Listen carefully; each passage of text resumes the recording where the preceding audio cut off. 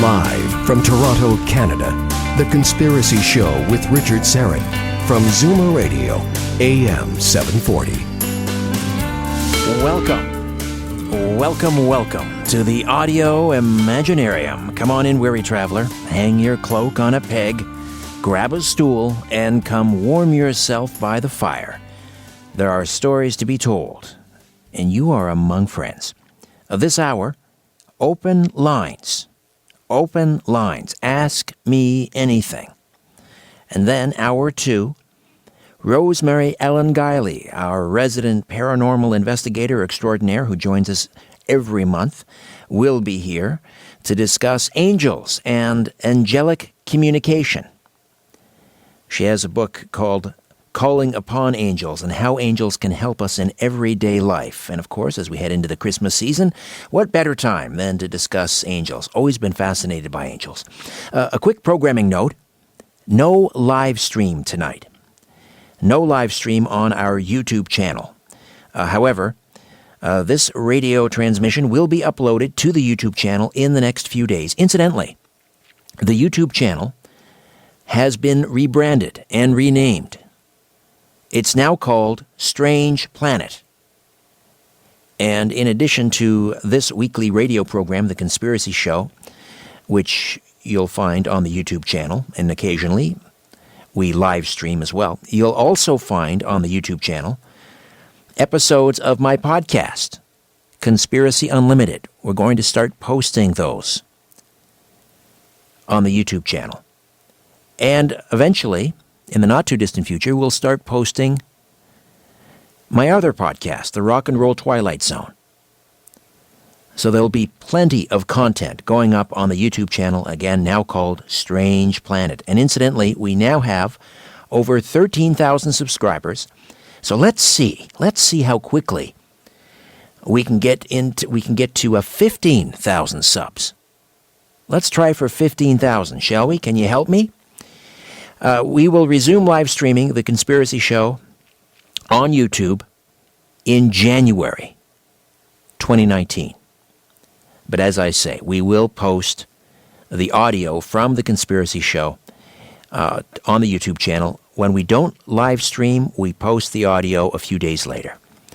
All right, so open lines. Let me give you the phone numbers because those I find are always kind of handy when you're doing a call-in show. And if you'd like to call in and ask me anything, in the GTA, 416-360-0740. Again, in the Greater Toronto Area, call me at 416-360-0740. And toll free from just about anywhere, 1-866-740-4740. Again, from just about anywhere, toll-free, 1-866-740-4740. Last week, I asked for people to let me know which affiliate station they listen to us on. If you listen to the program on one of our nearly 40 affiliate stations across North America, I asked you to send me an email, which incidentally is richardsyrett1@gmail.com. Richard Syrett, S-Y, because I love you, R-E-T-T, 1@gmail.com. Here are a couple. Christine W.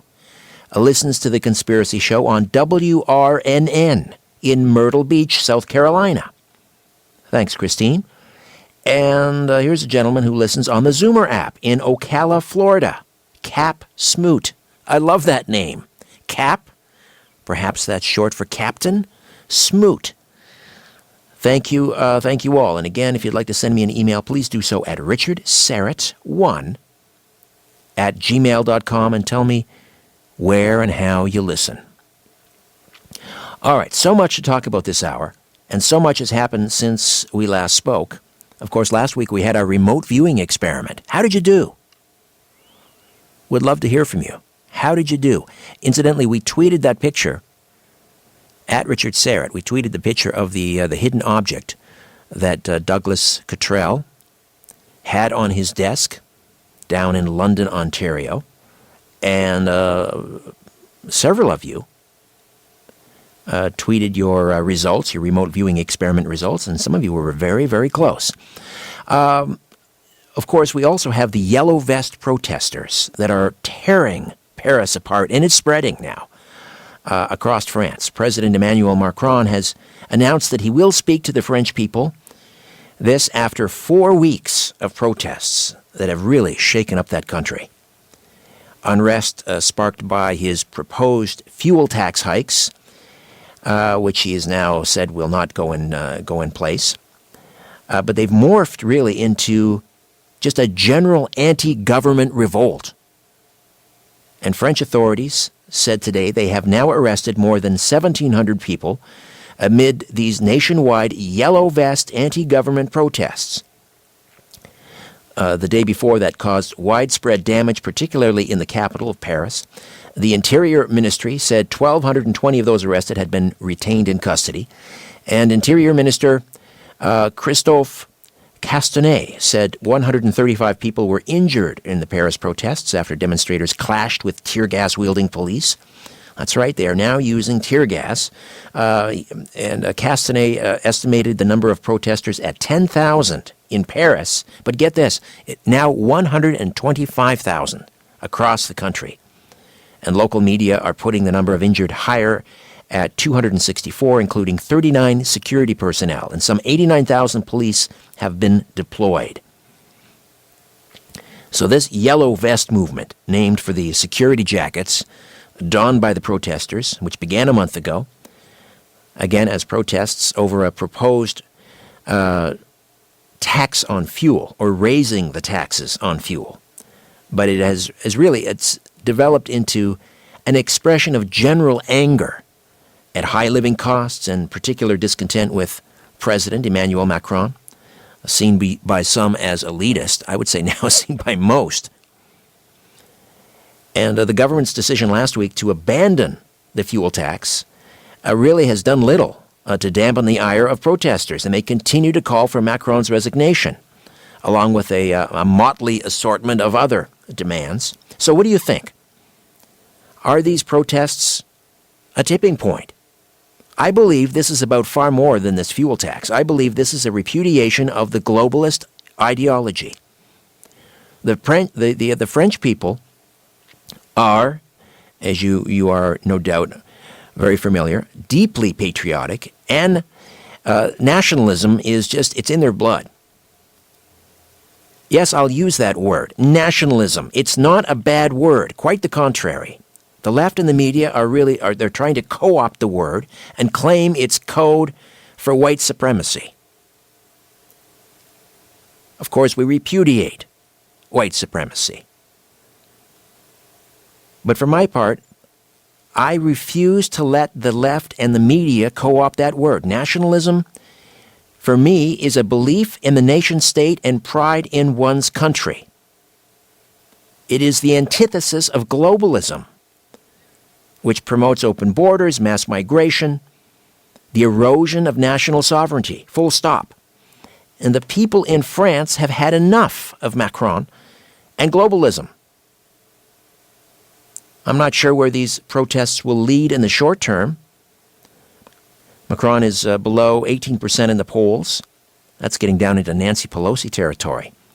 And I suspect before too long, if these protests do not abate, and I don't see any sign that they will, I suspect Macron will either jump or be pushed, to resign, that is. This does have the potential to spread. In fact, it already has, not only to other parts of France, as I say, but also now Belgium and the Netherlands.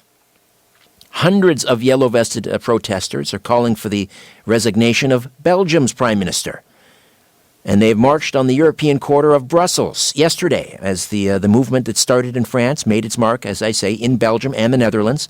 And police are using pepper spray, and they've scuffled with a small group of protesters who tried to break through the barricades, blocking access to the European Parliament and the European Union's other main institutions. So, we all need to keep our eyes on the yellow vests. And we'll see what's happening with Italy, for example. By contrast, the populist Giuseppe Conte and his Deputy Prime Minister Salvini taking a very firm stand against illegal immigration, oftentimes thumbing their nose at the EU, and millions, again, by contrast. Look what's happening in France with the protests, the anger, and now we have millions of Italians pouring into the streets in Rome in celebration. So I would say what we are witnessing is that Macron and the globalists are in retreat and in decline, and the populists, there's another word the media and the left would like to co-opt, populism. They use it in the pejorative. I use it as in the opposite of the elites. You're either an elite or you're a populist. And the populists are beginning to rise. To me, as I say, it's the opposite of the elites. Populism can be a positive force, and the people in Europe are tired of the elites, faceless, nameless, entitled, unelected bureaucrats in Brussels, dictating monetary policy, dictating domestic and foreign policy, and the people of Italy and Poland and Hungary and elsewhere, and now it would seem France, are saying, enough. We want our country back. So we can delve into that, but as I say, it's Ask Me Anything. Getting a lot of emails. A couple of weeks ago, we talked with Michael Sala about this online anonymous phenomenon known as QAnon. We'll get into that a little bit more later if you'd like, but if you'd like to talk about Q, who you think it might be, whether it's legitimate or a hoax, so much to discuss. All right, 416-360-0740, 416-360-0740, toll free, 1-866-740-4740. Ask me anything this hour. Next hour, Rosemary Ellen Guiley, Calling Upon Angels. Stay with us. Hey, welcome back. And just a reminder, next week on the program, I shouldn't say reminder, you haven't heard this before, a programming note. Let's file this under a programming note. Jim Elvidge will be on for the full 2 hours, and we'll be talking about digital consciousness. Jim has just come out with a new book on digital consciousness. Previously, he was on the program several years ago talking about the possibility that really, this is an idea that has been embraced by theoretical physicists and others. This is not his unique sort of philosophy or idea, but he's sort of built upon it and written about it brilliantly. The idea that we are living in a computer simulation, just like in the movie The Matrix, or a series of movies, The Matrix. So Jim Elvidge will be here, and we'll further explore digital consciousness. All right, let's say hi to Michael in Newmarket. Michael, welcome to the Conspiracy Show. Yes, hello, Richard, or good evening, whatever. I want to talk about the Antichrist. A couple of weeks ago on George Norrie, Coast to Coast, they had two of these people, I think they were from Australia, talking about Maitreya. And what they assert is they were kind of hard to understand at times, actually. But all that Maitreya is at least 1,000 years old. He first appeared on the scene back in 1977 in London, England. Yes. And that, George Norrie asked him, what is the Antichrist? And he said, I don't particularly know what you're talking about, other than that we must combat an evil negative power or something like that. Right. Just so people understand, Michael, that many, many years we used to receive, those of us in producers' roles or in hosting and talk radio, we would receive messages from a gentleman by the name of Benjamin Cream, who was sort of the official spokesperson for this mysterious character by the name of Maitreya. And Benjamin Cream was kind of think of him as kind of the forerunner, sort of, don't make too much of this analogy, but think of like John the Baptist. As John the Baptist was to Jesus Christ, Benjamin Cream sort of saw himself as that to the Maitreya, who is sort of supposed to be this messianic figure, as you say, who first emerged in London, England, in the late 70s, and he is supposed to sort of emerge on the world stage. Some say through the auspices of some agency at the United Nations, and he would be sort of the next Messiah, which, of course, has many people speculating that anyone who comes and proclaims himself to be the next Messiah must be, by definition, the Antichrist. So this debate has raged for decades now. Is the Maitreya, when will he emerge? Who is he? And is he, in fact, the Messiah, or is he the Antichrist? So, well, these two people asserted, I guess, that we're ready for this person and that we'll make the big leap in consciousness, it sounds like they were saying. Right. Benjamin Cream has since passed on a couple of years ago, I think. And so I guess these are the new spokespeople that are pushing the Maitreya. But listen, I've been in talk radio for, 26, 27 years. And I remember back in the early 90s hearing from Benjamin Cream and saying the Maitreya is about to, make he's going to emerge on the world stage. We keep hearing about it, and it never happens. I'm beginning to wonder whether there is a Maitreya. I think these people are placing Maitreya on their Maitreya is their puppet. All right, Michael, thank you for the call. Always good to hear from you. It's been a while. Let's say hi to Augie in New York. Hello, Augie. Welcome. How you doing, Richard? How are you? I've called before. I love your show.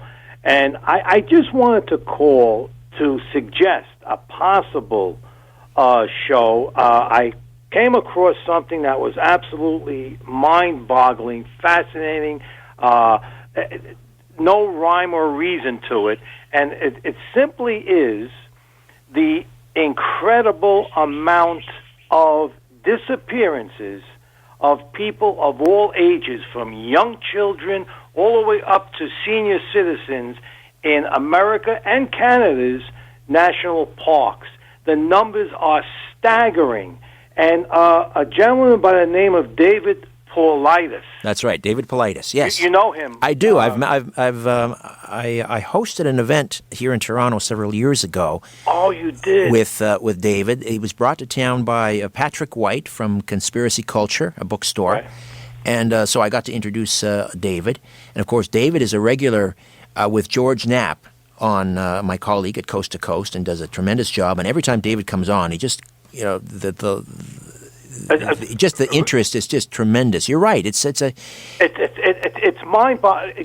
Dogs, when they send the dogs out to find them, the dogs in many cases will go around in circles and just refuse to go on to the search.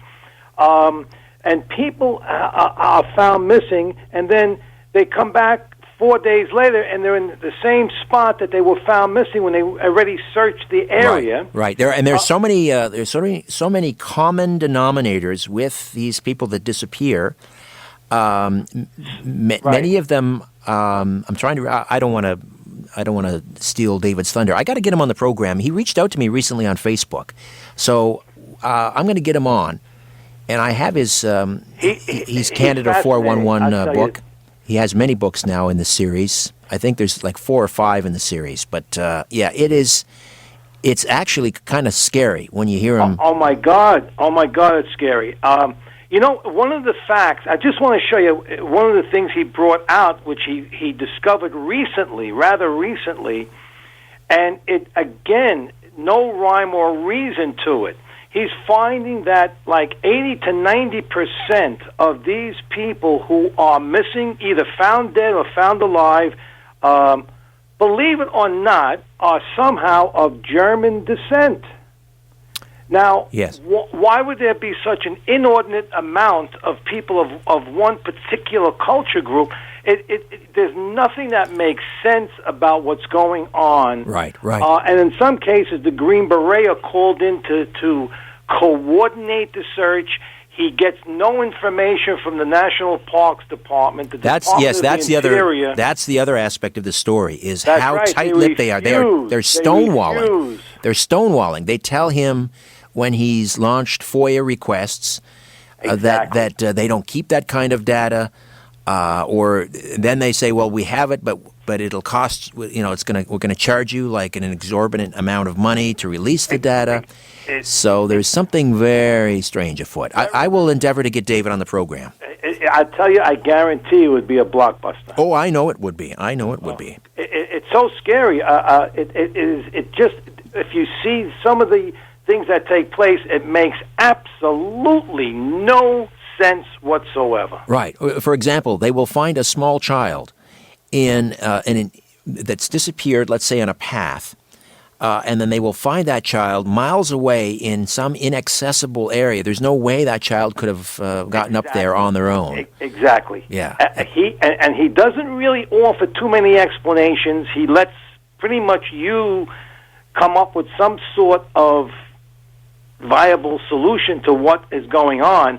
And I will tell you, when you hear all the facts, it is one of the most incredibly inexplicable events I have ever read about. Right. It makes you think twice about venturing into one of the national parks. Absolutely. It just, people will be on a footpath. They'll see the person will be behind them 1 second, and then the next second they are gone without a trace, never to be found again. Never to be found. Some of them are found. That's some true. of them are found dead. Yes.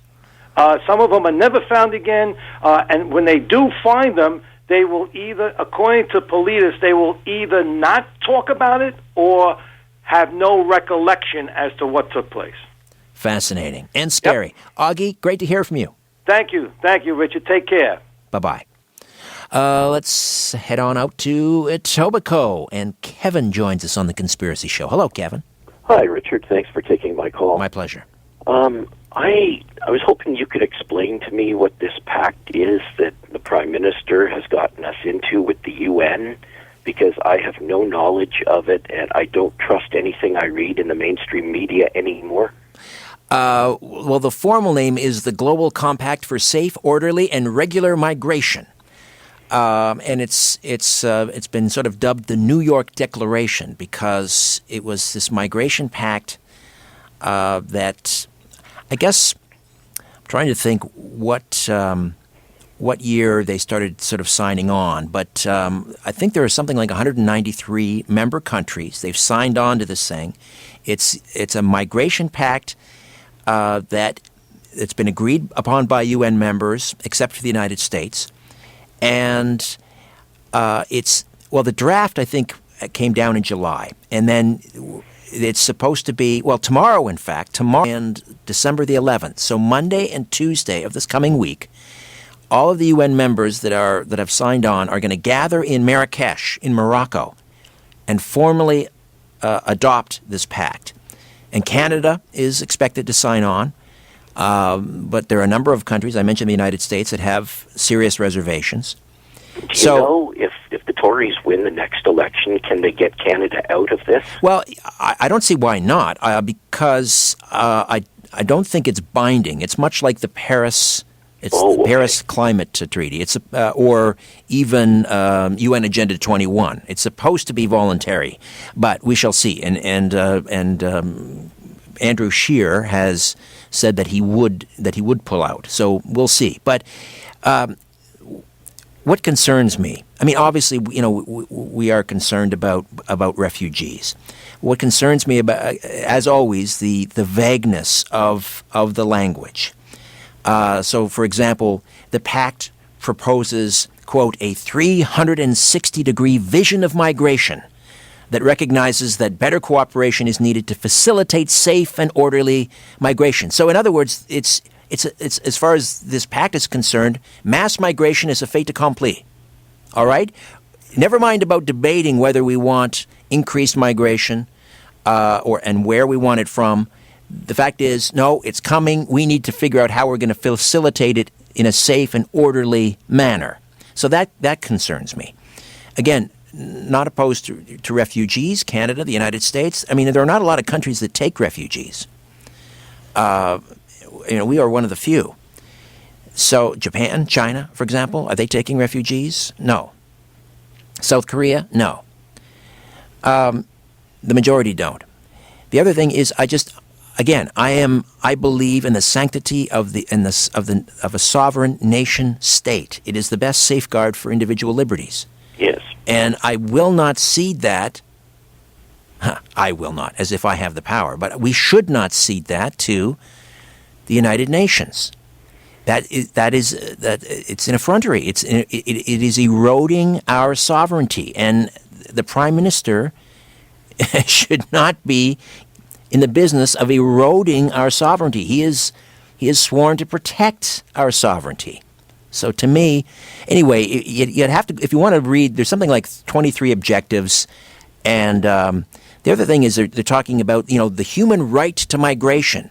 Again, this to me is also disturbing. No one has the right to migrate to this country. We decide. Right. We decide who gets in. I'm sorry, it's a club. We should decide who gets in, and we should be able to have a debate as to how many and what types, meaning skill sets and so forth, what types of immigrants and the number of immigrants, and we should be able to have an adult conversation without being shouted down by a bunch of bullies in the media who say and this is the other thing. Part of this migration pact is that journalists are to be educated. Journalists are to be educated. It sounds like an indoctrination camp for people like me. So there's much to be disturbed about this, and people really need to catch up and read about it. And there is a petition online for Parliament Hill. If you Google it, maybe later I can find the link. And if you have objections to it, if you want to delve into it, and if you're so inclined to sign the petition. So anyway, we shall see what happens. But yes, people need to wake up to this. It is very, very important that they become aware of what the current occupant of 24 Sussex Drive is up to. But I think you'd agree, Richard, it's not just Trudeau, it's like the Liberal Party is the party of globalism. Yes. And it doesn't matter who the leader is? It would appear so. This is not your father's Liberal Party, that's for sure. They are a radical left, a progressive left, a party that like to experiment willy-nilly with institutions that are vital to the security and the longevity of Western civilization. Let's put it that way. Yes. All right. Great to hear from you, Kevin. Thank you for checking in from Etobicoke. Let's see. Well, I know what that is. That's music taking us into the break. So when we come back, we'll get to more of your calls. Open lines, 416-360-0740, 1-866-740-4740. If you're sure your phone isn't tapped, call now. 416-360-0740 or toll free at 1-866-740-4740. All right, welcome back. Open lines this hour. Next hour, at the top of the hour, we will be joined by Rosemary Ellen Guiley, our paranormal investigator who joins us once a month, and we will talk about angels, of course. Angels, so central to the Christmas story. And we'll talk about angelic communications and how angels can improve our daily lives.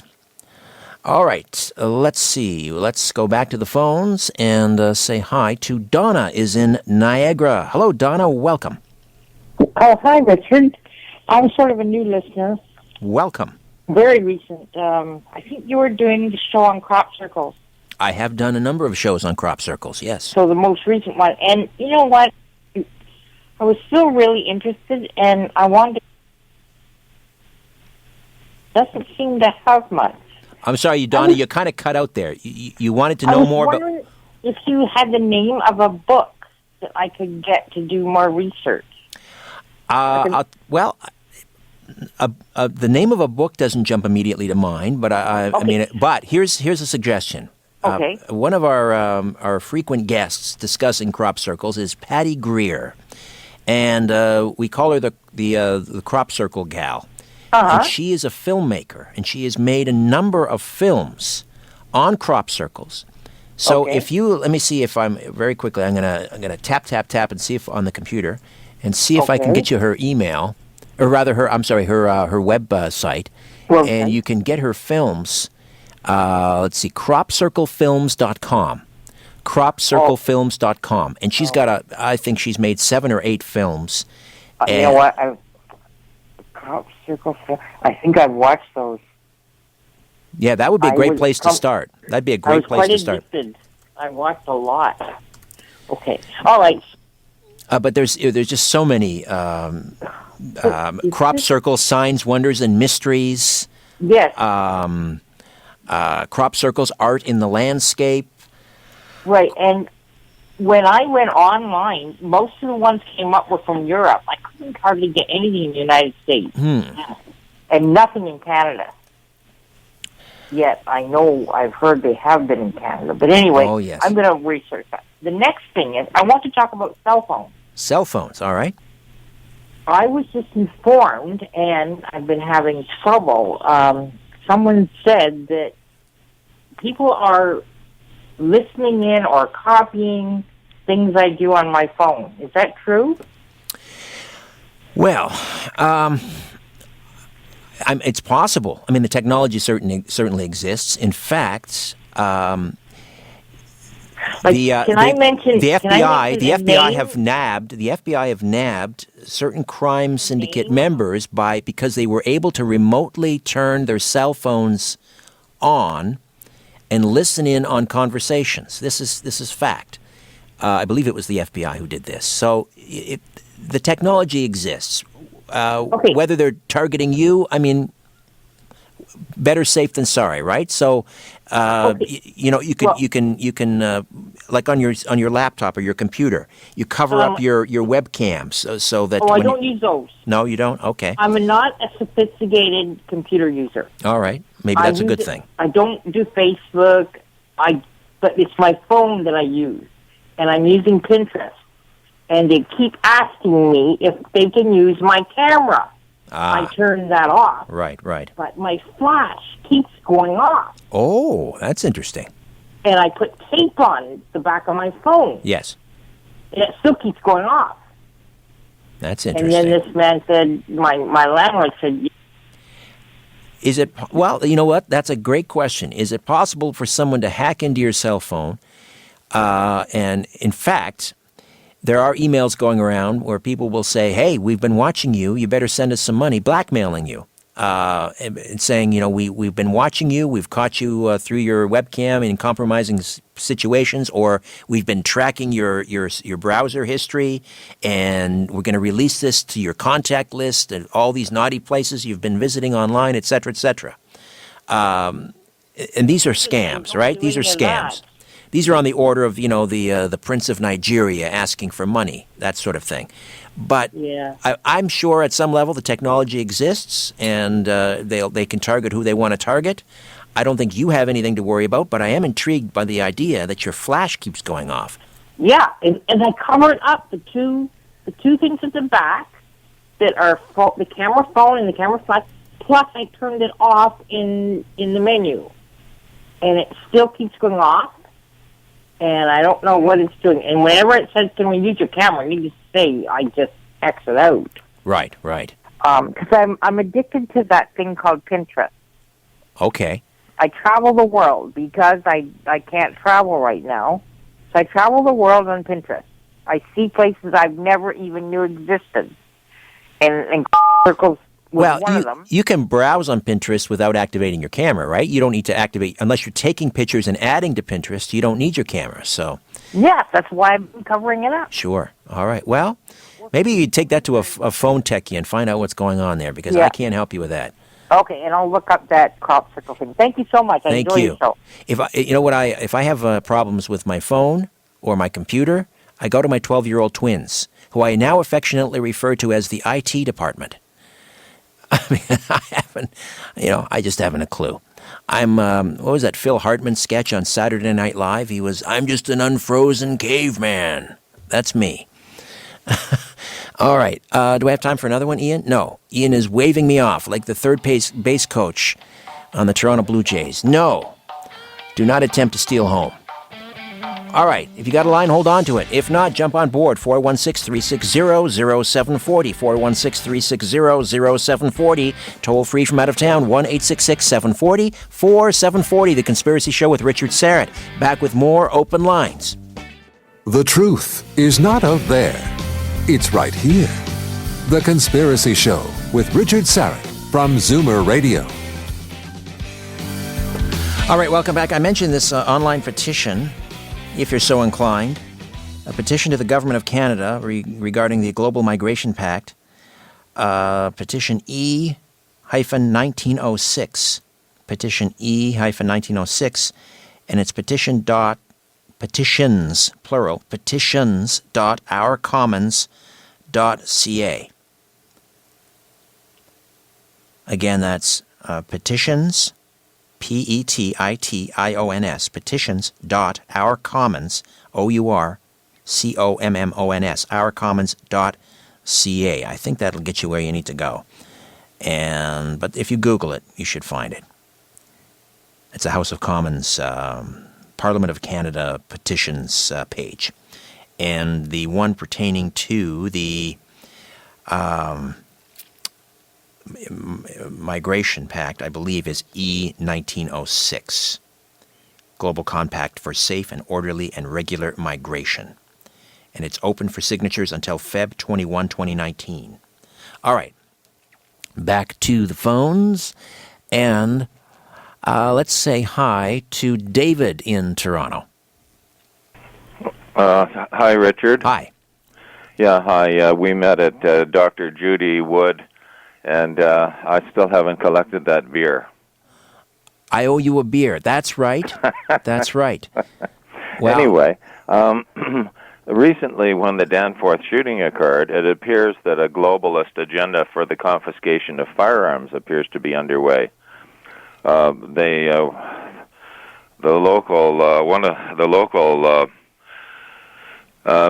members of Parliament in the beaches in the Toronto Danforth riding sent around an inquiry about whether people would be in favor, and I'm quoting, of legislation that bans handguns and assault weapons. And what they mean, I suppose, by assault weapons is something that looks like a military rifle, but is not full automatic or would normally be used by military. Right. It looks like an aggressive weapon, whatever that means. Something that looked bad. Right, exactly. But had the same. Now, in Australia, it appears as though, and in England, it appears as though this has already been accomplished. But in Australia, what a lot of hunting guns were also confiscated, and even pump-action shotguns and semi-automatic hunting guns and the like, which are quite commonly used by hunters. And he charged his Bill Blair, with a former police chief in Toronto, with finding out whether or not these things came from civilian civilian sources, in that private ownerships were putting guns into the hands of gang members or right. Shooting Are they floating? Is it here they're floating this idea that if a gun is stolen from your property and it is used in the commission of a crime, you could be charged, or you could face jail time? Well, you could for unsafe storage, if you were guilty of any of this, the breaches of the regulations to store firearms, which have been in place for 20 years now. Right. They've never been amended, and instead of increasing the regulations on stores and on individuals, the proposal has been simply take them all away. It's pretty. It's difficult now to purchase to own a handgun in this country, is it not? Well, you have to take a course. You have to have some lack of criminal record, and then you have to take a course called a possession and acquisition license. And the course is 1 day for a long gun license, and then there's a second day which is mandatory for a handgun license. And once you pass both of those, then you can obtain one. And most common approved method is for target practice, and there are a lot of firearms clubs in Canada. One in Toronto still, which is under attack by the city, and you can transport it back and forth from your safe storage in your residence to the club. It's a real shame. We have to get beyond this. Every time there is one of these tragic shootings and loss of life, which is absolutely horrific. We all know that, but we have to get beyond the gun control response. Why don't we need to really seriously have an adult conversation about these shootings, and start talking about especially with the Danforth shooting is that it was a .40 caliber Glock that was used, which is a law enforcement weapon, and the brother of the shooter was actually living in the house where people are now charged with a seizure of enough carfentanil, which is synthetic heroin, to kill the entire population of the Western Hemisphere twice. But I'm familiar with those details. But what I'm saying is, there's that, but there's also, one of the other common denominators with all these mass shootings, not all of them, but I would say the vast majority is antidepressant medication.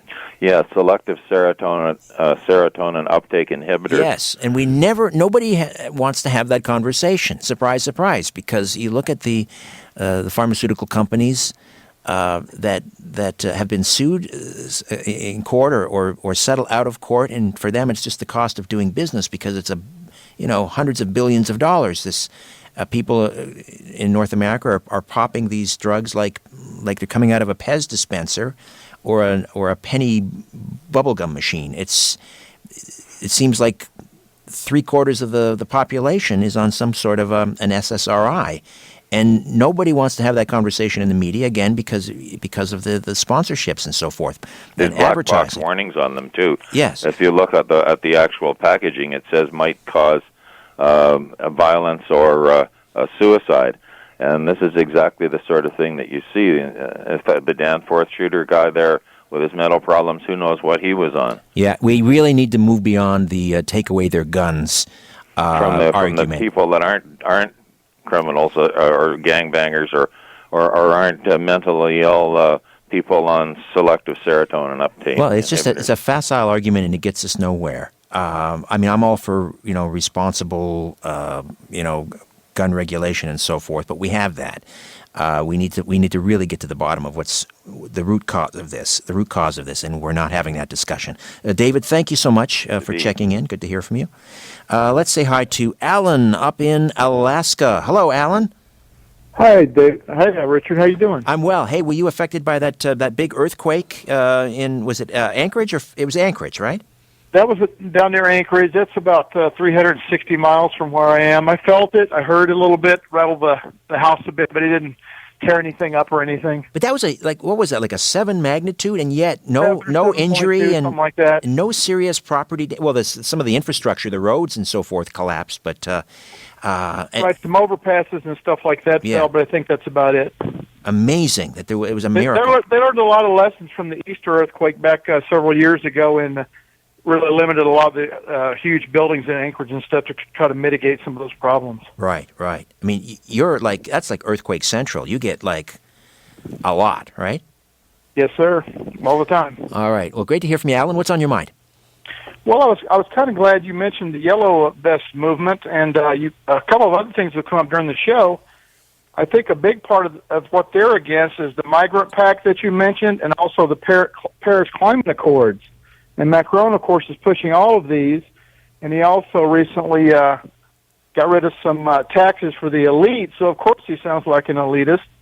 And I think this is spreading. I think it's going to spread all over the world. The globalists are kind of freaking out because the populists are they're going toward populism. Hello, that's what populists do, right? Exactly. I know. I love the way that term populism is being twisted. You look at the when it drips out of the mouth of one of these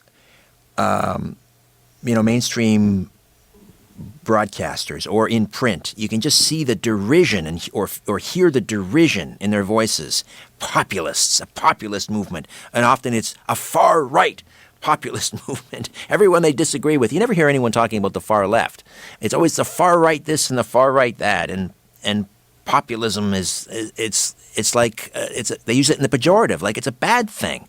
To me, you look it up in the dictionary, populism is the opposite of elitism. Yes, and the same folks that used to claim they were for the people now are for big government and globalism. It's kind of crazy. Indeed. Well, I agree with you, Alan. I think it will spread, and we now have reports that it is spreading. It's in Belgium. It's in the Netherlands. It is spreading throughout France. So we'll keep our eye on it. I'm wondering if this might be a tipping point, and we do have populist governments now in Italy. They are thumbing their nose at the EU. They're taking a very hard line against illegal immigration, and the country are ebullient. They're out in the streets celebrating. Salvini, the deputy prime minister, and Conte, the prime minister. In contrast that with what's going on in France. That's a pretty clear message as far as I'm concerned. A lot of the Eastern European nations are too. Yes, absolutely. Poland, Hungary. Hungary, I don't believe Hungary is signing on to the migration pact as well, and Austria is kind of taking a wait and see attitude. So we'll see. It should be interesting. Thank you for the call. Thank you. All right, Alan. All the best. Let's say hi to Andrews in Mississauga.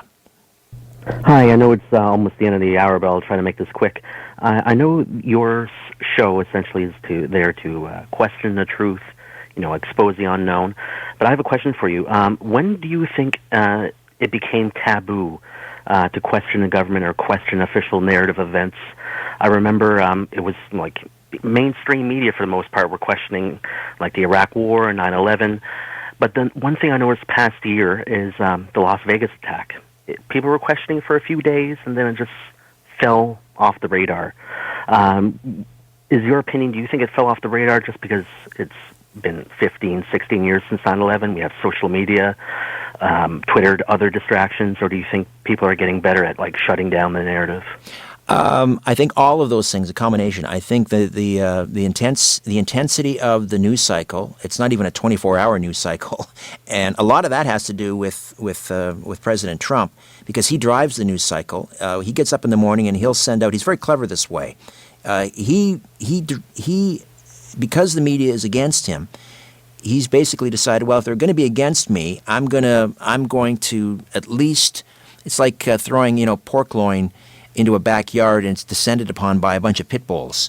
If they're going to come at me, I'm going to decide what they're going to come at me for. And so he gets up in the morning or 3 in the morning and he sends out 6, 7, 8 tweets, and then the media latch onto those things. And while they're preoccupied with that, he's on to something else. Mm-hmm. So that has really intensified the news cycle. I mean, it's almost at a dizzying pace now. It's hard to keep up. There's so much going on all at once. So there's that. So, Las Vegas is hot for a little while, and then, think about it. The largest mass murder in the United States in history, and we still know very little. We don't know motive. We don't know who else was with them. We don't know a lot of things. I don't think we have the autopsy report, do we? There's so many things that we don't know about that. And you're right. The journalists should be all over that all day, every day. I know Tucker Carlson, who I watch fairly regularly, will occasionally bring something up regarding that and saying, we still don't know very much about it. But I think that word conspiracy scares a lot of broadcasters away. They don't want to be attached to that word.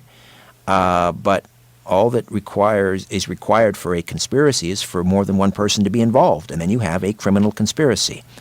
And that's certainly possible in the case of the Vegas shooting, that there was a conspiracy, a cover-up. I'm sure there's a lot more that we don't know about that. And the reason is why? Why are they keeping it from us? We should be all over that every day. Yeah, well, thanks for taking my call, Richard, and have a Merry Christmas. Thank you. Okay, Merry Christmas to you. Do we have time for one more? No. Okay. We will set the open lines aside for now. We'll revisit this from time to time. I enjoy it, and I think you do too. Rosemary Ellen Guiley on the other side, communicating with angels. I think we should all try and find the angels of our better selves as we head into the Christmas break, the Christmas season. And she'll help us figure out how we can communicate with angels. Back with more of The Conspiracy Show and Rosemary Ellen Guiley. Stay with us. Live from Toronto, Canada, Earth. The Conspiracy Show with Richard Sarrett on Zoomer Radio. Thanks for inviting me into your home. Long-haul truck, RV, camper, taxi. Your parents' well-appointed rec room with the shag carpeting, the wood-burning stove, and the ping-pong table. Your loft. That greasy spoon just off the interstate in your cabin in the woods. Well, hello to everyone listening in on our flagship station, Zoomer Radio. 740 megahertz on the amplitude modulation band, 96.7 on the frequency modulation band here in Toronto. Hiya to everyone catching the Conspiracy Show on one of our affiliate stations across North America. And hi to those who take the show with you on your mobile device and the Zoomer Radio app. Now, I just received a text message from the mighty Aphrodite back home, and she says the Conspiracy Show app is no longer available on iTunes. I'm shocked. I wasn't aware of this. It comes as a complete surprise to me, and, well, I'll be looking into it, needless to say.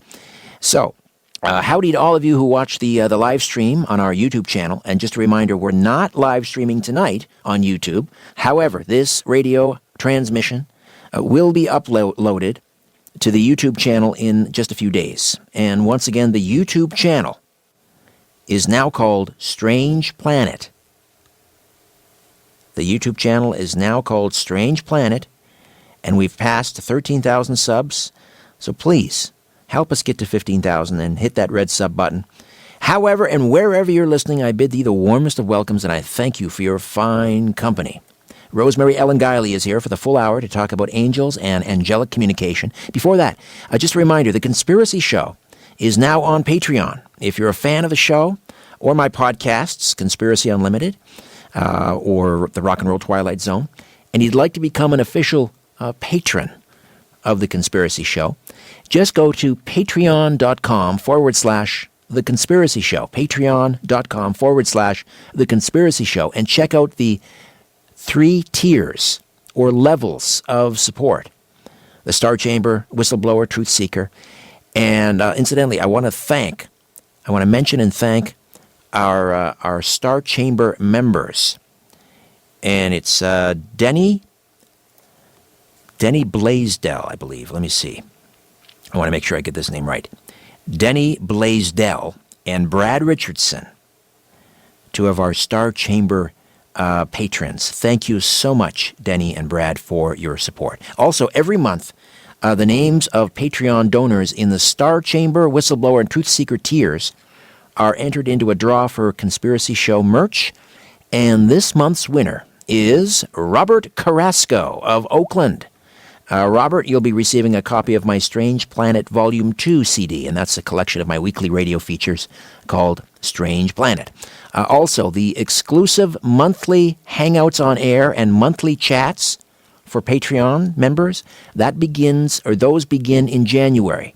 The monthly Hangout on Air with me, or the exclusive monthly chat with me.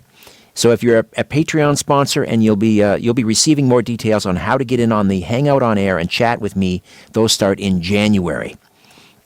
Patreon.com/The Conspiracy Show. All right, as we head into the Christmas season, I always enjoy talking about angels. Angels, of course, central to the Christmas story and the birth of Jesus. I'm fascinated by them, as is Rosemary Ellen Guiley. And Rosemary joins us once a month to discuss all things supernatural, otherworldly, paranormal. She's here for the hour to talk about angels and her book, Calling Upon Angels, How Angels Can Help Us in Daily Life. Hey, Rosemary, how are you? Merry Christmas. Well, Merry Christmas to you too, Richard. I'm having a pleasant holiday month. Excellent. Well, angels, with you, that started real early. I mean, you felt since childhood that you were surrounded by angels. Did you see them? I didn't see them. I sensed them and I heard them. And I didn't start seeing things until I was a lot older, and I worked at developing my psychic ability. But I felt angels around me at night before I would go to sleep, and they sang to me. And if we were out in the car, if I was out in the car with my parents, I felt that they were with me, and they would sing to me while I was in the back seat.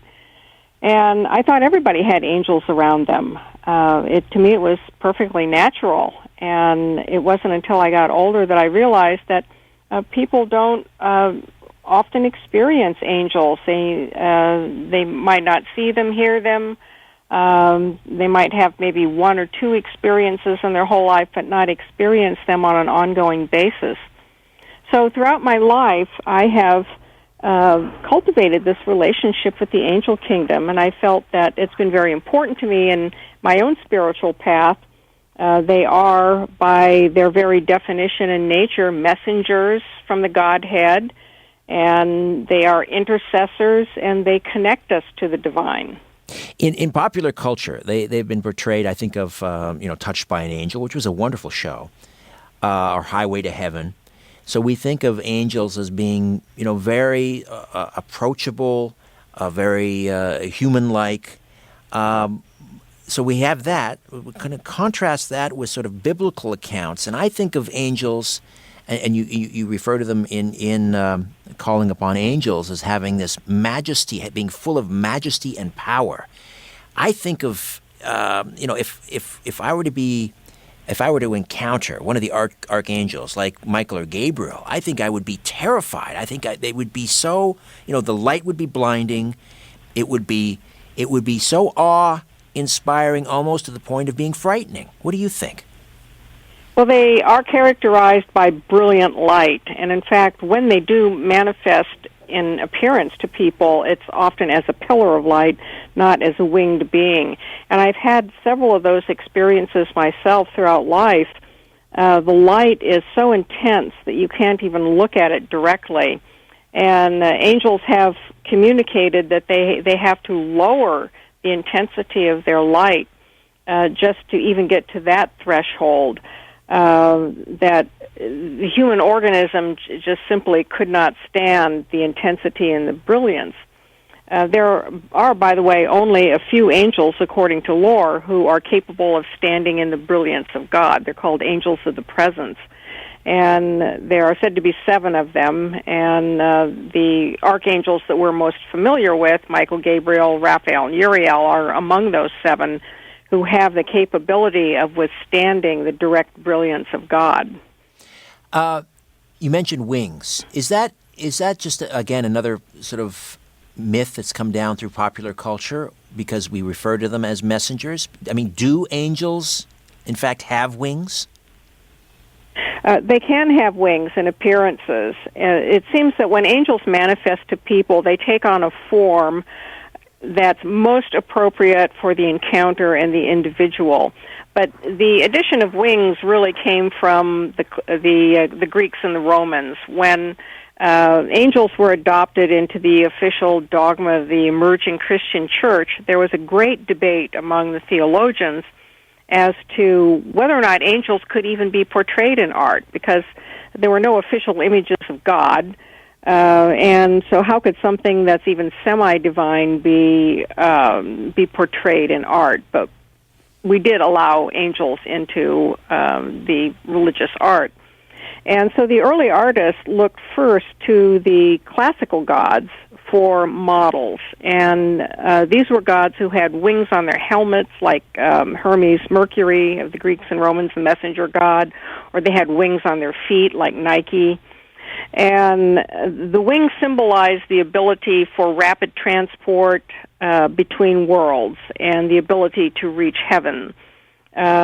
People looked up into the sky which they associated with heaven, the heavenly realms, and birds are in the sky, and so anything that could access heaven surely would have to have wings.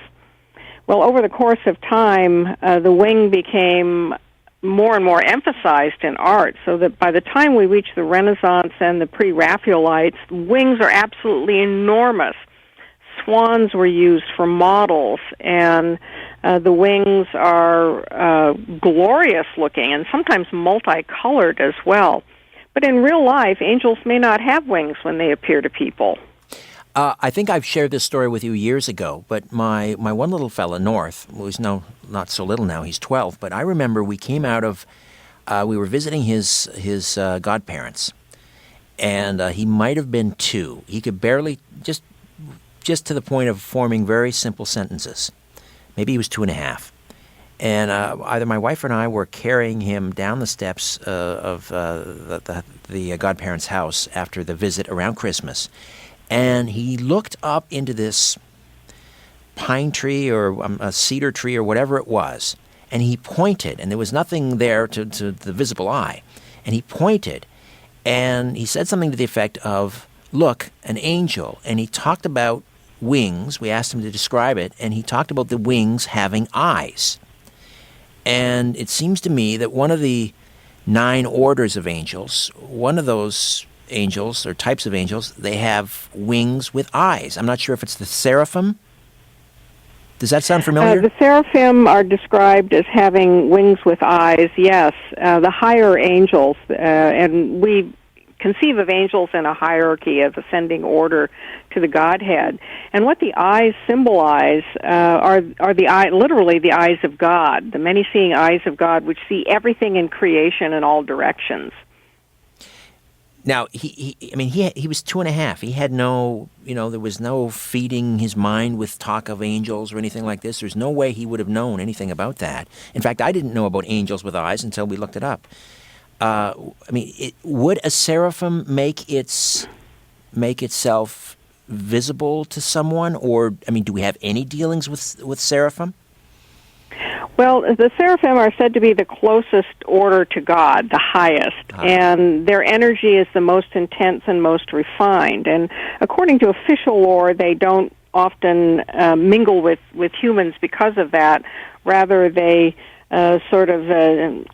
make their energy available to the lower orders of angels who have more congress with human beings. And some of the archangels are described as having eyes as well on their wings.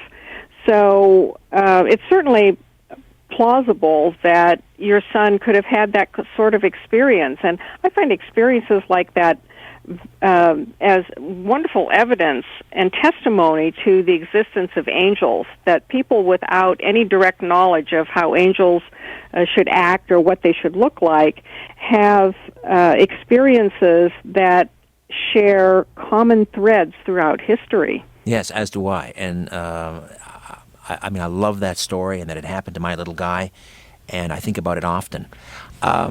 We'll take a time out, Rosemary. We'll come back and we'll dive into Calling Upon Angels, which has been out for, I think, 3 years now. But it's a great... It has been out for several years, and angels are always popular, and especially this time of year. Christmas, our thoughts turn to angels. Absolutely. More than at other times of the year. All right, and we'll talk more about angels on the other side. Rosemary Ellen Guiley here on The Conspiracy Show. Stay with us. The truth is not out there. It's right here. The Conspiracy Show with Richard Sarrett from Zoomer Radio. Rosemary Ellen Guiley stays with us for the full hour. We're talking angels. We talked about the Seraphim. The other order of angels that I find interesting are the principalities or rulers. So are they involved, say, in the geopolitical goings-on Earth? Do they interact with world leaders in some manner? Well, that would be one of their functions. Now, I should point out that the order of angels that we're familiar with was conceived by an individual known by the name of Pseudo-Dionysius, whose writings are believed to date to the 5th or 6th century.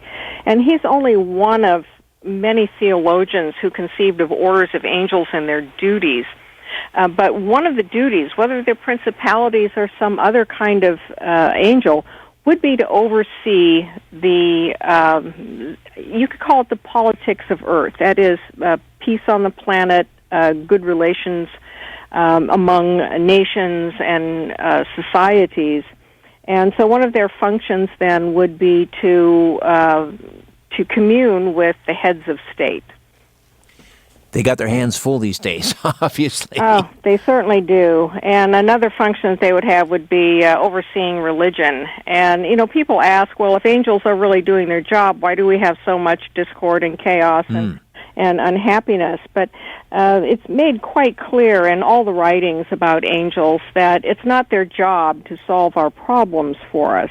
What is their job is to help maintain the order of the universe and to provide help when they are asked and in ways that they are able to. Now, you mentioned that the hierarchy comes to us from this one individual, Dionysius? Pseudo-Dionysius. Right. So he was sort of Dionysius. Well, he's called Pseudo-Dionysius. It's an odd name. It makes it sound like he's a phony, but it wasn't that he was a false person. There's a biblical character by the name of Dionysius, and so he was called Pseudo-Dionysius early on, centuries ago, to distinguish him from that biblical figure. He was a Christian. He might have been a Syrian priest. We don't know a whole lot about him, but he put together a 9-level hierarchy of angels that the reason why we're familiar with it today is because it was adopted by St. Thomas Aquinas. And Aquinas lived in the 1200s. He was a theologian, and he became literally the greatest doctor of the church. So what Thomas Aquinas said and wrote about went. So did Pseudo-Dionysius, did he receive his information about angels, not from Scripture, but, I mean, how did he formulate this hierarchy? Is it in the Bible? I mean, are all of these angels, for example, all of the 7 angels that are mentioned, which all correspond to sort of a day of the week, are they all mentioned in Scripture? Well, actually, there's very little about angels in terms of detail in the Scripture. They're mentioned quite frequently, but they're not named. There are only 2 angels in the Bible who are named: Gabriel, who announces the coming of Jesus, and also John the Baptist. And Michael is mentioned, and in the Catholic canon, Raphael is mentioned by name. Otherwise, angels are called angels of the Lord or an angel, and they're not described in terms of their duties, their organization. Most of that information comes from books that were left out of the Bible for one reason or another. And some of those books, like the Book of Enoch and Jubilees, they go into much more detail about how angels are organized in the cosmos. So the theologians who created these hierarchies, they drew upon some of these apocryphal works. The excluded books are called the Apocrypha, which means hidden works, and also just from their own direct inspiration. And some of them just state it as fact, that this is what I know about angels. And we can presume that because many of these theologians, of course, spend a great deal of their time in prayer and contemplation, that they received a lot of inspiration. Now, can anyone communicate with an archangel? For example, you have a friend, Juliet Hollister, who had an encounter with the Archangel Michael. How did that happen?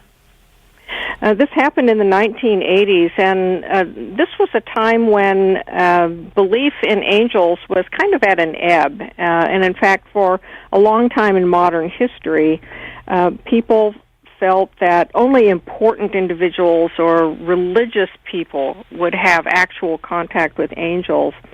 And if you thought you encountered an angel, well, you didn't want to talk about it because people might think that you were putting on airs or you were crazy. And, of course, we've had a complete turnaround in that today, thankfully, because it's not the case. Well, Juliet had an ecumenical organization called the Temple for Understanding, and this was an effort to bring all religions to the table to talk about their similarities, their differences, and how they could further the spirituality of humanity and work for peace on the planet. And she would organize a conference every year. Well, this one particular year, the conference was going to be held at the world's largest Gothic cathedral, and that's in Manhattan. It's called St. John the Divine. It's a spectacular place. And there was going to be a ceremony at the end of this, a candlelight ceremony, where representatives of all the faiths, the Dalai Lama was going to be there, the Assistant Secretary to the UN, representatives of every religion around the earth, and that all the representatives would come up to the altar in a candlelight procession and just say a few words about the importance of their faith and their personal meaning. So Juliet was going to say something about the temple itself, this ecumenical organization. And there was a rehearsal one night, and she was staying in Manhattan in a hotel room, waiting to go. She laid down for a nap. She was going to go and to the cathedral for this rehearsal. She was a little nervous about what she was going to say. And as she was laying there, she suddenly realized that in the corner of the room there was suddenly a brilliant pillar of light. And it was incredibly bright, and she didn't know what it was. It mystified her. And she began to get the impression that it was an angel, and not only that it was the Archangel Michael. Well, this pillar of light began communicating with her telepathically. And the message was, Juliet, you could do angels a great service here. You're going to be addressing thousands of people, and if you could tell them about us, that we're real, that we do exist, and we stand ready to help people, but people have to ask for our help, you would do us a great service. And you can imagine that Juliet's kind of floored by this. She had had some unusual encounters in her life, but angels were not a major part of it. And so she strikes a deal with this figure, and she says, well, okay, if you can prove who you are, then I'll do it. And with that, this light vanishes.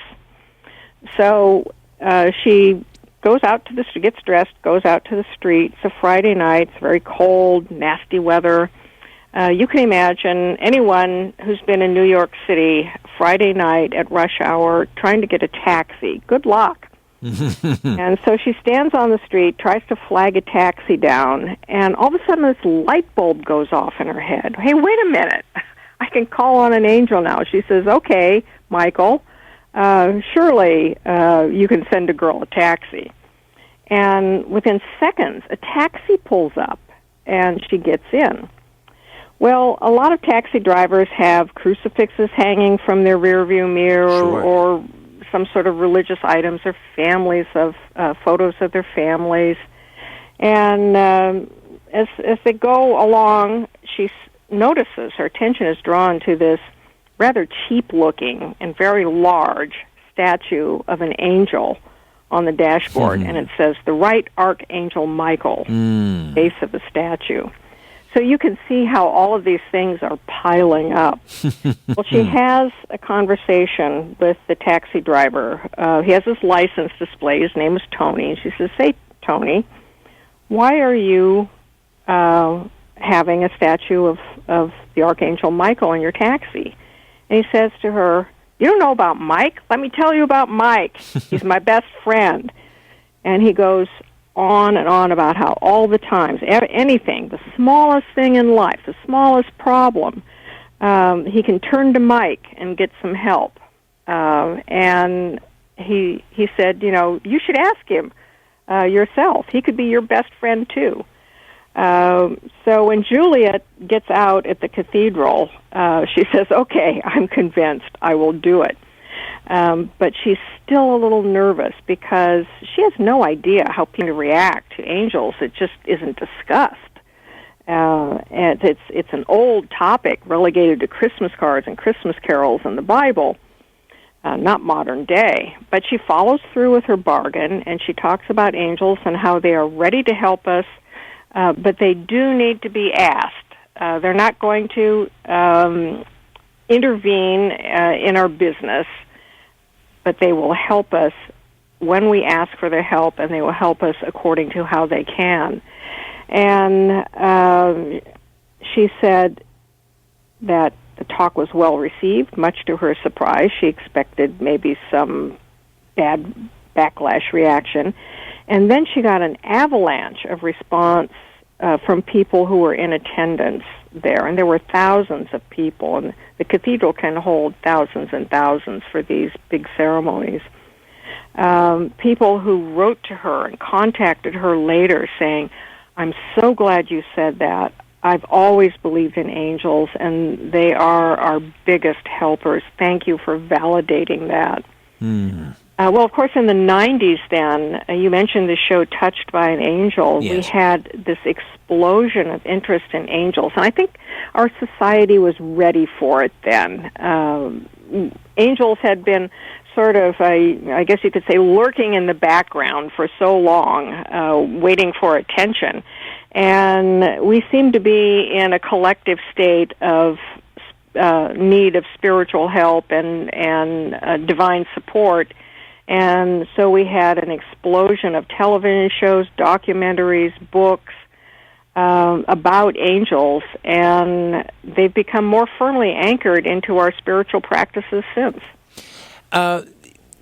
The idea that on our wall, our kitchen wall, we have a number of icons in the house. One of my favorites is the Hospitality of Abraham, and he is, I guess he's out in the desert, and he has a tent, and these three figures come to him looking for food, and of course he and his wife put out a nice spread for them, and these three, it turns out, are angels.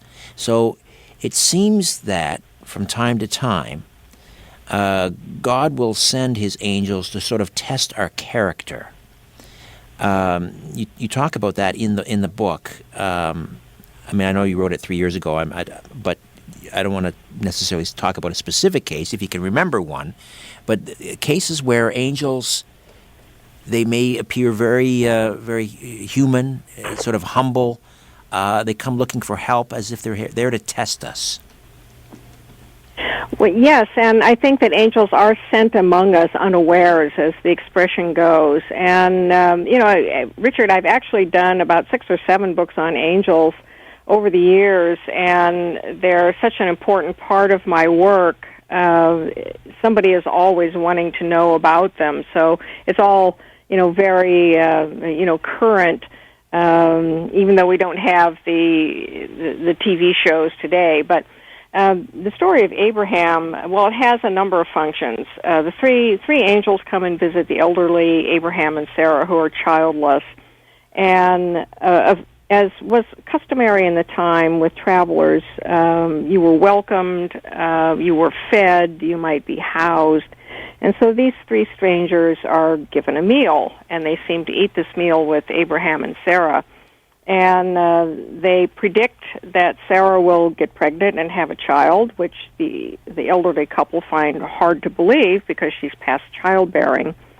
And then they depart. And after giving this good news and even a blessing to them, then 2 of them, I find it rather ironic, 2 of them go off and lay waste to Sodom and Gomorrah upon the instructions of God. But Sarah does become pregnant. They have a son, Isaac, and so the angel's prophecy came true. Well, sometimes there are parallels in modern life where our goodwill is tested. And here we have the goodwill of Abraham and Sarah being tested. They are hospitable to the 3 angels. They welcome them. They feed them. They give them shelter while they are with them. And I have a story like that in the book. I'll get you to tell that, involving Rosemary. I'll get you to tell that story when we come right back. Rosemary Ellen Guiley, Calling Upon Angels, right here on The Conspiracy Show. This is no place for the naive or the faint-hearted. The Conspiracy Show with Richard Syrett from Zoomer Radio. Rosemary, just before the break, you were going to tell us about how angels, in modern times as well, not just when we're talking about the icon, the biblical story of the hospitality of Abraham when he and Sarah are visited by three angels in disguise, but this happens in modern day times as well, where angels are sent to sort of test our character. Yes, and it seems that angels are sent among us to test our goodwill, to test what we will do for our fellow human beings. I do want to say one thing about eating. There was a huge theological debate over whether or not angels could actually eat food according to this biblical description. And the upshot of that was that angels are immaterial beings. They can take form, but they are basically thought forms or energy. And so they give the appearance of eating when it serves their purpose. I think that's an interesting little footnote to it. It is. But in this modern story, it involved a woman who had several small children, and she was taking them someplace. She had already put them in the car out in the driveway, and she was closing up the house when suddenly there was a knock on the door, and she opened it to find a stranger, a man dressed very neatly, all in black. And he said he was hungry, and was there anything that she could give him to eat? Well, it would have been very easy to turn him away. She was busy. She was about to leave. She might have been suspicious. But she had him wait on the porch, and she went into her kitchen, and she didn't have much food in the refrigerator. But she fixed what she had and made him a little meal of an egg sandwich and some coffee with milk in it, and took it out to him. And he thanked her, and then she proceeded to lock up the car, and lock up the house and go out to the car with her children, where her children are waiting. And when she got to the car, her children said, "Well, what took you so long?" And she said, "Why, didn't you see? I gave some food to that man on the porch." And they said, "What man?" They had not seen any man come up the driveway, and it was a fairly long driveway, or knock on the door. And this is a common characteristic about angel appearances, that the person who's intended to have the experience will see them, sense them, feel them, hear them, and maybe not all of those, but at least some of those, while other people are excluded from the experience. And she believed that she had been visited by an angel, and that it was a test of her goodwill toward a stranger who was in need. So how do angels, they can just appear in full-on apparitions. You mentioned sort of this, the pillar of light. How else do they choose to communicate with us mere mortals? They can communicate through our dreams, and this has a biblical basis as well. Angels are often appearing in the dreams of people to impart messages, and we find dramatic examples of that in the New Testament, where Joseph, the husband of Mary, is told by an angel in a dream to take her away in a time in danger. And Jacob in the Old Testament has a dream of angels going up and down the ladder of heaven, and it has to do with planting his right to a piece of ground. And so angels can give us messages in dreams. They will appear as mysterious figures in dreams, or shiny figures, sometimes as in an image of what we conceive an angel to be.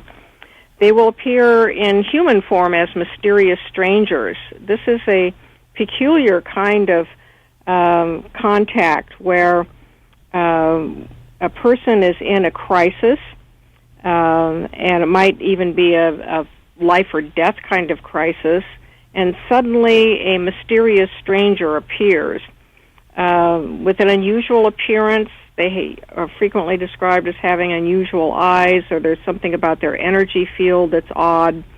They don't say much. They know exactly what to do to resolve the problem, and then they mysteriously disappear, never to be found again. And we continue to have examples of this in modern times. So the angel then takes on a form that is the best for whatever situation is unfolding. You can imagine, you mentioned early in the show, Richard, that the appearance of a blinding spiritual light could be terrifying to someone. And in biblical accounts it is. When angels appear, and they appear in this glory of divine light, people are afraid. They're afraid, first of all, because angels are messengers of God, and God must be showing up to tell them something important or maybe even punish them for something. And they're also just afraid to be in the presence of such intense energy. So imagine that you're in a jam, and this blinding light flies down from the skies. You're going to be more disoriented or upset or even terrified with the appearance of that than you would with a friendly-looking person who comes along and helps you out of your situation. In some cases, there's no apparition. There are what are called the hands of God. That is, people feel invisible hands yank them away from something that's about to cause them great harm or could be potentially fatal. Yes, I've heard many, many stories on this program and elsewhere when I've solicited calls about angelic interactions, and people believe that they have been saved. This invisible pair of hands may be nudging them awake just before their car careens out of control, or they've been, pulled away from the curb just before a car came. They look around, there's nobody there. So these are angels, but is there not some sort of a non-interference clause? I mean, are they allowed to do that? Well, this is an interesting point that I would say all of us who are interested in angels go round and round about. And the question is, why does the intervention occur for some people and not for others? Let's address this on the other side. Rosemary, quick time out. We'll come back and we'll get right to that point. Calling Upon Angels. Rosemary Ellen Guiley, my guest, right here on The Conspiracy Show. My name is Richard Seraphim. Please, stay with us. The truth is not out there. It's right here. The Conspiracy Show with Richard Seraphim from Zoomer Radio. And just before the break, Rosemary, we were talking about it's sort of like the prime directive on Star Trek, where the crew of the Enterprise is not allowed to directly interfere with some alien civilization, change the course of history and so forth. So my question to you was, are angels allowed to do that? Because we hear many, many stories from people who believe that an angel has saved their lives. You detail them in your book. Calling Upon Angels. So this is a raging debate. Are angels allowed to do this? Well, they are in certain circumstances. Now, there is contradictory lore on whether or not angels have free will, and the traditional view is that angels have no free will of their own. They act according to the will of God, and they have to be called upon before they can provide help. And yet we have these intervention cases. Well, in many of those cases, people do send out a prayer for help. They're in an emergency, and it's kind of an automatic response. So, please, God, help me, or people feel they're in imminent danger of dying. Please, I don't want to die. Please save me. And that sends out a prayer for help. I have a case like that in the book where a worker in a mill grabbed hold of a high voltage wire that he did not know was live, and as he felt the electricity surge through him, his automatic prayer was, God, I don't want to die. And in that instant, he felt in what he described as invisible hands grab him around his waist and pull him free of this wire. Well, his coworkers credited his thick-soled rubber shoes to his survival, but he felt that it was an angel that had been sent to save him. Well, we asked the question, why would he be saved and someone else winds up having a fatal accident? And I think these questions then get into very deep territory with our individual life plan. I firmly believe that we go when we're meant to go, whatever age that is and whatever circumstances those are. I believe in reincarnation and that every life has a basic game plan to it. And when our time is up, it's up. But we could come into circumstances that could threaten an early departure, and these may be cases where we experience these interventions. In some cases, also, the interventions have another purpose, or at least that's how the experiencers explain them. And these might be individuals who are despondent, who are on the wrong path. Their lives are kind of messed up, and something critical happens. It's a turning point, and there is a divine intervention, and that's the trigger then that helps them get back on the right track. Now, I have another book called Christmas Angels, True Stories of Hope and Healing, and there is a story in that book of a woman who was battling drug addiction, and she described herself as she said, my life was just swirling down a drain. And close to Christmas, she was in a bar drinking with friends one night. They were at a table, and it was her turn to go get the group drinks. So she went up to the bar, and there was a man sitting at the bar. And what was unusual was that he was a black man. And she said just about everybody in the bar was white, so he really stood out. And she puts in the order, and he has a beer in front of him, but he doesn't drink it. And while she's waiting, he starts talking to her. He knows her name. He knows all about her life. And he gives her kind of a spiritual sermon about how she should and can get her life back together. This conversation seems to go on a long time, and she's just absolutely mesmerized with how does this stranger know so much about me. So she turns to go back to her friends without even taking the drinks, and goes back to the table because she wants to tell them about it. And they're like, well, hey, where are our drinks? And she said, well, I was talking to this man up at the bar. I want to tell you what happened. And she turns around and looks, and there's no man there. There's a beer, but there's no man. And they said, what man? We didn't see any man sitting at the bar. And so the whole experience seemed to have the purpose of, maybe it's her higher self calling this in, of this is the time, the critical time for this woman to get her act together. And angel interventions seem to happen in these cases too. So we call out for help, whether it's consciously or subconsciously. The other night on Netflix, we were watching, it was an old, not that old, I think around 2006, Adam Sandler. It was a movie, it was called Click. I don't know if you've ever seen it. But he plays this really busy, he's an architect, and he doesn't have a lot of time to spend with his family. And then he meets this eccentric inventor, played by Christopher Walken, who gives him a universal remote control that actually controls time, so he can rewind and fast forward through the unpleasant parts of life and so forth. And eventually the remote control starts to control him. But Christopher Walken, we learn at the end, his name is Morty. Morty as in, I guess, mortality or mortal. Morty is the angel of death.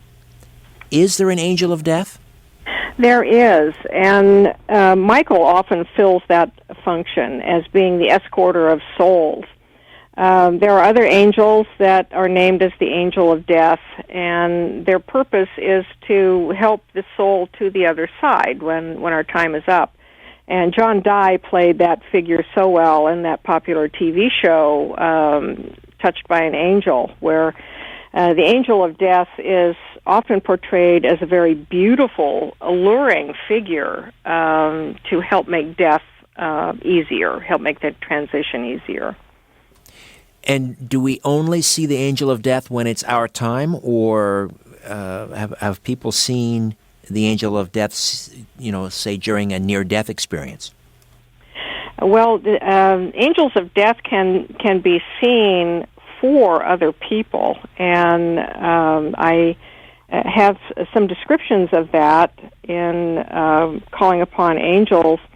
For example, people who work in hospitals, if they have unusual psychic abilities or clairvoyant abilities, they become tuned into the psychic atmosphere of the hospital and the patients. And there have been cases where medical workers have seen figures that they interpret as the angel of death coming around a bedside for someone who is about to make their transition. And I remember this one nurse describing her experiences, that it didn't matter what the condition of the patient was or what the doctors predicted, whether this patient would recover or not. Once that figure appeared, it meant that transition was imminent. And others have described it as an angel that if the angel stands at the head of the bed, it means going. If it's at the foot of the bed, it means recovery. And I have collected many of these kinds of accounts over the years where people see this heavenly figure around a person who is nearing the time of their transition. Otherwise, we may not see an angel of death. They have been documented in deathbed visions where people have passed, such as through a lingering illness, and the closer they get to their transition, they start to see heavenly vistas, visits by the dead, angelic figures who come and spend time with them. And at the closest time of transition, they may even see if they can speak and describe angelic figures who they say are coming to take them to heaven. And one of the terms that was coined in parapsychology for this was takeaway apparition. Sometimes other people at the bedside can see these figures as well. Now, I believe that the angels are sort of a separate creation. They're not human. But a lot of people believe that sort of dead relatives become angels. They become then guardian angels. What do you believe with regards to that? I'm like you, Richard. I believe that angels are distinctly different from us. And in fact, I've had experiences and messages. I have some incredible channeled messages from angels that are in Calling Upon Angels where they talk about this. And they say, well, we're different from you. We tread a different path. It's a parallel path where you're actually as close to God as we are, but we're just different in how we execute our duties and what our purposes are. And angels were created, according to biblical lore, at a separate time from human beings.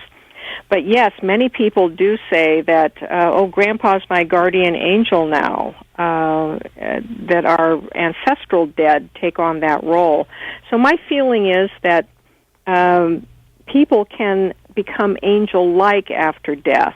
So many cases of communication from the dead where the dead seem to remain very close to some of their living relatives, and that they show up in dreams or they give messages and guidance from time to time. They take on that role. It could very well be that this is how the angelic realm is working through them, that it is easier for a person to relate to, say, my aunt or my grandpa or my dad than it might be for them to accept an angel coming to them. So I think that these are very clever ways that the angelic realm is able to pass on guidance and especially spiritual help to us. We've got about a minute here, Rosemary. Leave with some tips on how we can communicate with angels, ask for help, and receive help from angels. The best way is through prayer. Ask in prayer for your guardian angel to be made known to you, and ask for a name. And it will come. It might come right away. It might take a while to get a name, but if you work at it, you will feel a presence around you. You may even hear messages that come to you telepathically. You may get signs like feathers, coins, other synchronicities that indicate that, yes, these presences are around you. They've always been around you, and you can call upon them for all kinds of guidance. All right, now, how do we get hold of your one of many? You've got, 4, 5, 6 books about angels. We've talked about calling upon angels. You have others. How do we get a hold of those books? They're all available on Amazon. I have my 3 flagship books are Calling Upon Angels, the one we're talking about tonight, Christmas Angels, True Stories of Hope and Healing, and then I have an encyclopedia of angels, which is an amazing work that imparts a lot of incredible information about angels. Amazon, they're also available in ebook formats as well. And the website, visionaryliving.com, they can find them there as well. Rosemary, always a pleasure. I enjoyed our conversation as per usual. Merry Christmas. And Merry Christmas to you, Richard. We'll talk to you in the new year. Indeed we shall. Rosemary Ellen Guiley. All right. Thank you, Ian, Ryan, Albert. Back next week with Jim Elvidge talking about digital consciousness. In the meantime, don't be afraid. There's nothing concealed that won't be revealed, and nothing hidden that won't be made known. What you hear in the dark, speak in the light. What I say in a whisper, proclaim from the housetops. Move over, Aphrodite, I'm coming home. Good night.